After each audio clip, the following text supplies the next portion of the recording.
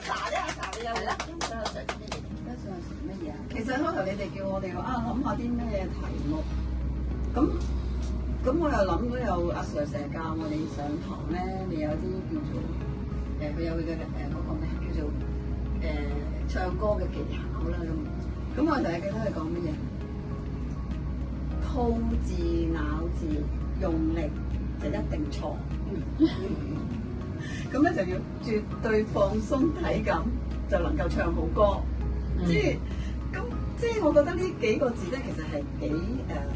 即係幾難去體會嘅，因為其實即係字係嗰幾個字啫，但係你要去做晒呢幾個嘢咧就一定即係點都夾埋晒好難做。咁咧就頭先阿 Sally 話喺 K 房就爭咪，我以前我喺 K 房就係你唔好俾我，即係我唔會唱 K 嘅。咁我發覺我嘅喺樂軒學到我係啲音樂，所有關於音樂一啲啦，哆唻咪發嗦或者咩嘢音準拍子咧，我覺得我係喺度學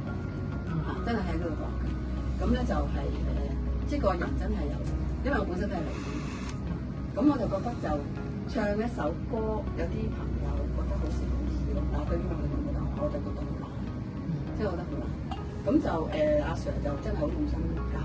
咁我就覺得即係我哋一個咁用心嘅阿 Sir，咁我哋都應該要做一個好用心嘅學生咯嚇。我自己嘅感受。阿班長，你覺得阿 Sa 點樣咧？合格。我呢個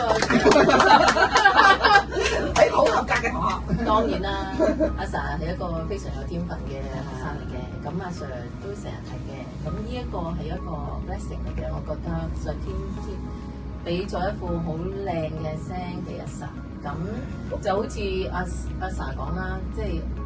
你 Sir 咁用心咁樣教我哋咧，咁既然你又有自己嘅天賦，即係有一部分嘅天賦啦，當然唔係全部啦。咁真係唔好嘥咯，我哋即係應該繼續努力，盡力投入。咁我覺得即係做一個用心嘅學生咯。